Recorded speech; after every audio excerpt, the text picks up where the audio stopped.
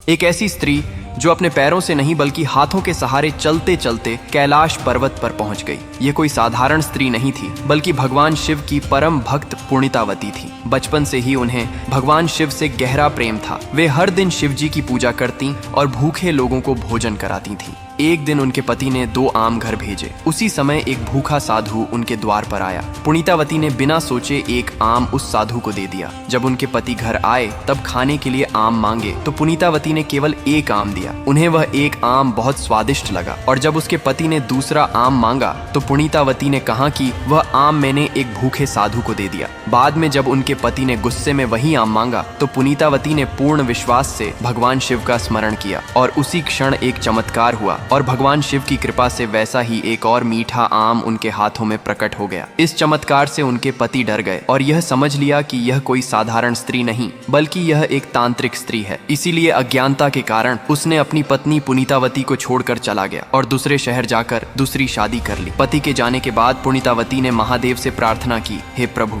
अब मेरा यह देह कुछ काम का नहीं, इसीलिए मुझे ऐसा देह दीजिए कि मैं हमेशा आपकी भक्ति में डूबी रहूं। उसके बाद शिव की कृपा से वैसा ही हुआ। उनका शरीर पूरी तरह से सूख गया और एक कंकाल जैसा खोखला शरीर बन गया। जब उसकी उम्र खत्म होने को आई तब उसने सोचा कि कैलाश पर्वत पर चलकर जाएं और भगवान शिव को अपनी आंखों से देखें। इसके बाद वे हाथों के बल कैलाश की ओर निकल पड़ी, क्योंकि कैलाश जैसी पवित्र भूमि को अपने पैरों से स्पर्श नहीं करना चाहती थी। जब वह कैलाश पर्वत पर पहुंची तब उनकी यह अटूट भक्ति से प्रसन्न होकर भगवान शिव स्वयं प्रकट हुए और पुनीतावती को माँ कहकर पुकारा। यह शब्द सुनकर पुनीतावती का जीवन धन्य हो गया और भगवान शिव खुश होकर नटराज रूप में तांडव करने लगे। आज भी साउथ में लोग पुनीतावती माँ को कराईकल अमैयार के नाम से पूजते हैं। महादेव को अपने दिल से मानने वाले भक्त कमेंट में हर हर महादेव अवश्य लिखें।